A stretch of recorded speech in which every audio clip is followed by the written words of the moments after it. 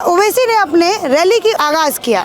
उनका कहना यह था कि मैं फैज़ाबाद से अपनी रैली की शुरुआत करूंगा। अयोध्या से उन्होंने अपनी रैली की शुरुआत किया बिना अयोध्या का नाम लिए। तो हमने सोचा कि आइए अयोध्या के मुसलमान भाइयों से बातचीत करते हैं, समझते हैं कि ओवैसी की जो पकड़ है अयोध्या के अंदर, जिसको वो फैज़ाबाद का नाम दे रहे हैं, जिसका जो नाम है वो 3 साल पहले ही बदला जा चुका था, उसके अंदर उनकी पकड़ जो है कितनी मजबूत है। आइए यहाँ के मुसलमानों से समझते हैं। बबलू जी, आपका बहुत बहुत स्वागत है हमारे चैनल पर। सबसे पहला मैं सवाल यही पूछूंगी, ओवैसी की कितनी ज़मीन यहाँ पे मजबूत है? ओवैसी की ज़मीन, हाँ। यहाँ वो आए थे पहली बार। हाँ। और मैं बता रहा हूँ, हाँ। जिस तरीके से उन्होंने अयोध्या को, पवित्र अयोध्या को उन्होंने फैज़ाबाद कहा, तो यहाँ का मुस्लिम ही उनसे नाराज़ है। अच्छा।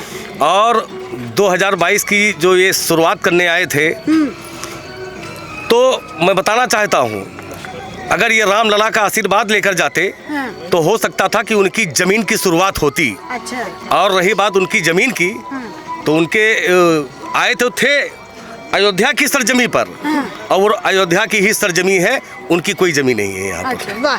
मतलब इन्होंने एक बात कही कि अयोध्या की ही सरजमी है, उनकी कोई ज़मीन नहीं है यहाँ पे। अच्छा, जो आपने भगवा पट्टा डाल रखा है, सिर पर आपके टोपी है, ये गंगा जमुना तहजीब की एक निशानी भी हम इसको कह सकते हैं, लेकिन ये ओवैसी जी के अंदर नहीं दिखाई देता है। देखिए, ओवैसी का काम है हाँ। हिंदू और मुस्लिम को भड़काकर राजनीति करना। अच्छा। मुसलमानों के बारे में कट्टरता बात कर करके उनको खुश करना। हाँ। तालिबान मानसिकता रखने वाले ओवैसी, हाँ। और पूरी तरह से आतंकवाद का समर्थन करने वाला ओवैसी, तो आज हिंदुस्तान का 99% मुस्लिम हाँ। राष्ट्रवादी है। हाँ। तो मैं कहना चाहता हूँ, हाँ। जिस तरीके से ओवैसी ने दावा ठोका है कि उत्तर प्रदेश में 2022 का हम शुरुआत कर रहे हैं, तो मैं कहना चाहता हूँ इसी 2022 में उनको औकात दिखा देगी यहाँ की जनता। और वो हैदराबाद में है, तो हैदराबाद में जो लोगों को बेवकूफ़ बना करके और सांसद बना करते हैं, आने वाले समय में उनको सांसद का भी कुर्सी नहीं मिलेगा। सांसद की भी कुर्सी नहीं मिलेगी। उनका कहना यह है कि 60 साल से हमने लोगों को जिताया है, हमने दूसरी पार्टियों को जिताया है, इस बार हमारा समय है। क्या मतलब? उनका कहने का मतलब ये है कि जिस भी पार्टी को मुसलमानों ने वोट किया, फिर चाहे वो समाजवादी पार्टी हो, बसपा हो, किसी ने भी उनका साथ नहीं दिया, किसी ने भी उनका काम नहीं किया। 70 सालों से या आज़ादी के बाद से ओवैसी ने जिसको भी जिताया हो, वो चाहे समाजवादी पार्टी को जिताया हो, चाहे कांग्रेस को जिताया हो, चाहे बहुजन समाज पार्टी को जिताया हो, 70 साल के बाद अगर पहली बार किसी ने मुस्लिम का साथ दिया है, तो वो है भारतीय जनता पार्टी। तो पूरी तरह से भारतीय जनता पार्टी का समर्थन करना चाहिए ओवैसी को। ओवैसी को भारतीय जनता पार्टी का समर्थन करना चाहिए। आखिर वो कहते हैं कि मुसलमान का हम फायदा करेंगे। मैं मुस्लिम हूँ, मुस्लिम का सुनूंगा। आज भारतीय जनता पार्टी सबका साथ, सबका विकास एवं सबके विश्वास के तहत पूरा ताकत झोंक दिया है मुसलमानों के ऊपर।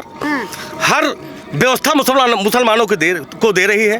आज़ादी के बाद से जिन लोगों ने मुसलमान के नाम पर सत्ता हासिल किया, उस पार्टी के लोगों ने मुसलमानों के लिए कुछ नहीं किया। हमेशा बीजेपी का डर दिखा करके सत्ता हासिल किया, कभी मुसलमानों के लिए कुछ नहीं किया। आज वही भारतीय जनता पार्टी मुसलमानों को अपने कलेजे का टुकड़ा समझती है। तो ओवैसी को ये रास नहीं आ रहा है। ओवैसी तो सिर्फ मुस्लिमों को और हिंदुओं को भड़काकर सिर्फ अपना एक सांसद का जो हमेशा सीट जीतते हैं, इसीलिए कि दोबारा वो सांसद बन जाए, इसीलिए वो पूरे भारत में दौरा कर रहे हैं। मैं बताना चाहता हूँ, अयोध्या के धरती से मैं ऐलान भी करना चाहता हूँ, ये उत्तर प्रदेश है, ये भारत का हर हिंदू और मुस्लिम पूरी तरह से भारतीय जनता पार्टी को अब हमेशा आशीर्वाद देगा।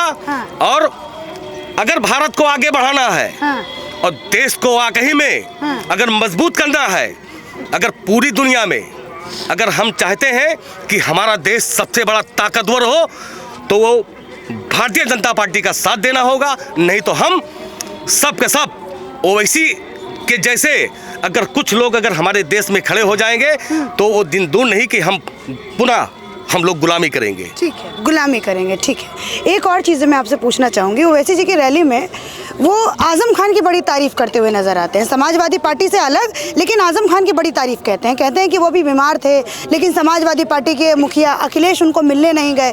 कहीं दर्द जो है आपको दिखाई दे रहा है, कुछ राजनीति समझ में आ रही है कि चलो एक चेहरा राजनीति का चमकाने की कोशिश? देखिए, वो आज़म खान के बड़े हिमायती बन रहे हैं। हाँ। और आज़म खान के ही विचारधारा के वो लोग हैं। हाँ। तो वो दिन दूर नहीं है जहाँ आज़म खान है वहाँ वो भी पहुँचेंगे, जहाँ आज़म खान है वहाँ वो भी पहुँचेंगे। लेकिन एक ज़माना था कि आज़म खान एक मुस्लिमों के ऐसे नेता माने जाते थे कि जब वो मंच पे भाषण देते थे तो सारे मुस्लिम जो है उनके मतलब फैन हो जाते थे। वही काम आप आज़म खान करते थे। हाँ। किसी एक दल को मुस्लिमों को बेवकूफ़ बना करके सत्ता दिलवाया करते थे। आज वही ओवैसी मुस्लिमों को बेवकूफ़ बना करके और खुद सत्ता में विराजमान सत्ता में बना रहना चाहते हैं किसी एक। हाँ। तो ये चापलूसी है, ये चलने वाला नहीं है। मुस्लिम अब समझदार है और नाम भी उनका ओवैसी है और है भी वो वैसे हैं। अच्छा, है भी वो वैसे ही। अच्छा, एक और सवाल, जैसे यहाँ पे एक और हमारे साथ हाजी साहब खड़े हैं, इनसे भी अभी प्रतिक्रिया लेंगे, लेकिन उससे पहले मैं एक और चीज़ पूछना चाहूँगी। जिस तरीके से वो बाबरी मस्जिद को कहते हैं कि वो शहीद हुई है ना, वो इस चीज़ का विरोध करते हैं कि जो भी सुप्रीम कोर्ट की तरफ से फैसला है कि राम मंदिर वहीं बनाया जाएगा, उसका वो विरोध करते हैं पूरी तरीके से। तो उनका यहाँ से अपनी रैली की शुरुआत करने का क्या मानसिकता आपको समझ में आती है? मैं बताना चाहता हूँ, पहली बात तो बाबर को हम लोग मानने वाले लोग नहीं हैं। हाँ। बाबर एक विदेशी आक्रांता था। हाँ। और जिस तरीके से वो हमेशा कहा करते हैं कि मैं अपने औलादों को ये बताता रहूँगा वहाँ बाबरी मस्जिद थी, हमेशा रहेगी। हाँ। तो कुल मिलाकर के ये बाबर के ही वंशज हैं। हाँ। और तालिबानी मानसिकता के हैं। हमारे हिंदुस्तान में अगर भाईचारा ये बन रहा है, ये गंगा जमुनी का जो तहजीब है, ये प्यार मोहब्बत जो आपस में हम लोगों में पैदा हुआ है, तो इसको नफरत में ये बदलना चाहते हैं और नफरत से ही ये जन्म लिए हैं। हाँ। और नफरत फैला करके आगे ये जिंदा रहना चाहते हैं। हाँ। अपना दुकान चलाना चाहते हैं। तो ऐसा अब है नहीं। अब सभी हिंदू और मुसलमान भाई हमारे, हम सब समझदार हैं। एक थाली में हम लोग खाना खाते हैं। हाँ। हम लोग एक दूसरे के बिना रह नहीं पाते हैं। अगर दर्द इनको चोट इनको लगती है तो दर्द मुझे होता है। बबलू खान को होता है। जी, अगर हमारे हिंदू भाई को चोट लगती है तो दर्द बबलू खान को होता है। अगर बबलू खान को चोट लगती है तो दर्द हमारे सुनील भाई को होता है, हमारे काशीराम जी को होता है, हमारे श्री राम जी को होता है। ओवैसी क्या है? ओवैसी तो दर्द देने वाला व्यक्ति है। जितना ही वो दर्द देगा उतना ही उसका फायदा होगा। जितना दर्द देंगे उतना फायदा होगा। अच्छा, एक और चीज़ मैं यहाँ से पूछूं, जैसे आप यहाँ पे खड़े हैं, ठीक, आपसे अगर मैं ये चीज़ पूछूं कि मुसलमानों का नेता, जब मैं अयोध्या में घूम रही थी तो मुझे, जब मैंने मुसलमान युवकों से बात किया तो उनका कहना था कि जी हमें तो ओवैसी अच्छे लगते हैं, हम इस बार अखिलेश को नहीं देंगे, हम ओवैसी को देंगे। मतलब टक्कर जो है समाजवादी पार्टी और ओवैसी के बीच में है, क्या कहिएगा? हम तो ये कहेंगे, अपने योगी महाराज को हम लोग पसंद करते हैं। हाँ। उनकी मौजूदा सरकार में यूपी जब से मुख्यमंत्री जी बने हुए हैं, हाँ। जब से आप देख लीजिए पूरे यूपी उत्तर प्रदेश में कोई दंगा लड़ाई झगड़ा नहीं हुआ। इतनी अच्छी सरकार चला रहे हैं योगी महाराज जी। हाँ। तो हम लोग सोचते हैं ये अयोध्या नगरी से अवैसी का पत्ता यहाँ से गुल किया जाएगा। हाँ। अवैसी को हम लोग भगाएंगे। ओवैसी तो कह रहे हैं कि यहाँ पे हम आगाज करेंगे। उसकी चलने नहीं दें, हम लोग कोई आगाज है, हम लोग योगी जी से आगाज करेंगे। अब योगी जी को हम चाहेंगे यहाँ से लड़ें चुनाव। हाँ, वो ये सोच रहे हैं कि बाबरी मस्जिद का मुद्दा लेकर के जिस तरीके से शहीद बोलते हैं वो, तो इस मुद्दा को लेकर मुसलमानों के बीच में फूट डालेंगे, नफरत डालेंगे, फिर उनका वो जो वोट होगा अपनी तरफ। देखिए, हाँ, अभी लाऊंगी। देखिए बता रहा हूँ मैं, हाँ। हमेशा समाजवादी पार्टी की सरकार रही है जी। और उस सरकार में हाँ। आज यहाँ पे जहाँ पे आप खड़ी हुई हैं, हाँ। ये है राम की पैड़ी। ये दिखा दीजिए, ये सरयू मैया बह रही हैं। हाँ।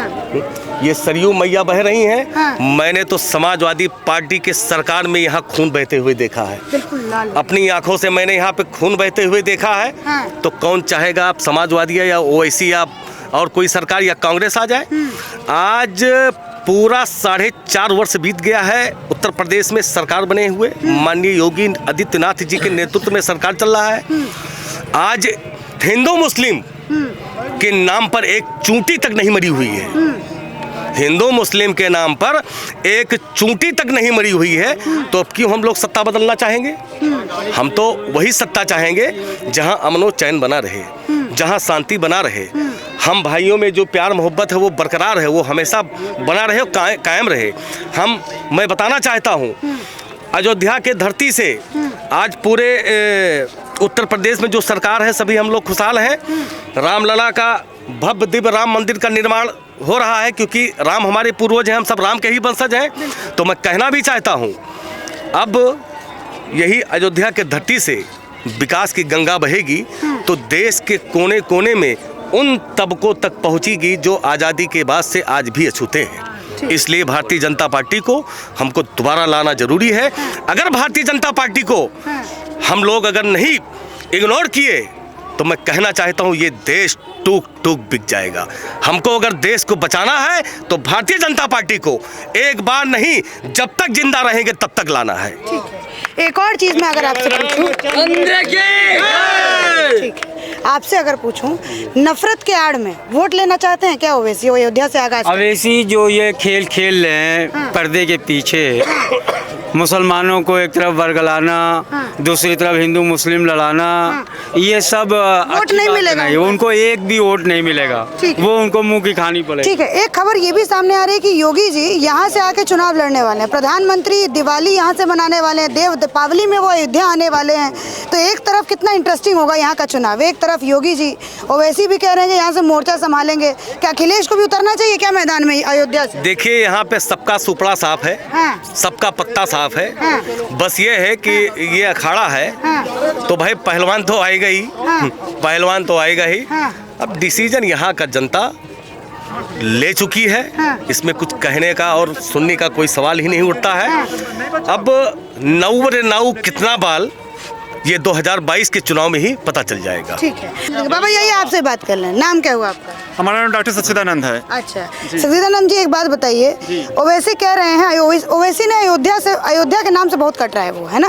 फैजाबाद का उन्होंने नाम लिया, पहले तो कैसा लगा ये बताइए। देखिए, जिसके अंदर सच्चाई नहीं है और जो अभिमान में झूल रहा है, सच्चा इंसान वो होता है जो सबको लेके चलता है। कोई भी अगर रोता है तो उसे दौड़ करके आंसू पोंछना, ये हमारा धर्म होता है। चाहे हिंदू हो, चाहे मुस्लिम हो, चाहे कोई भी हो, और हमें काम करना चाहिए और सब में हमें खुशबू लाना चाहिए। किसी को तोड़ना नहीं, जोड़ना चाहिए। तोड़ने का काम कौन कर रहा है? ओवैसी कर रहे हैं। ओवैसी कर रहे हैं। हाँ, ये जो लोग अगर मान लीजिए यहाँ से चुनाव लड़ने का कुछ सोचते हैं तो वो चुनाव लड़े, कोई फर्क पड़ने वाला नहीं है। अगर जो समझदार होगा, शिक्षा और रोजगार लेना चाहता है, आगे बढ़ना चाहता है, तो वो अच्छे इंसान को सुनेगा जो त्यागी हो, जो कर्मठ हो, जो जुझारू हो, जो रात दिन बैठता नहीं है, जनता के लिए सोचता है, सोता तक नहीं है। ऐसे मुख्यमंत्री को लाइए जो एसी में बैठ करके बकवास कर रहा है, बाहर कभी निकल नहीं रहा है। तो ऐसे पार्टी को नहीं लाना है जो अपना परिवार देखता है, अपना नात रिश्तेदार देखता है। जो परिवार नात रिश्तेदार को छोड़ करके त्याग करता है,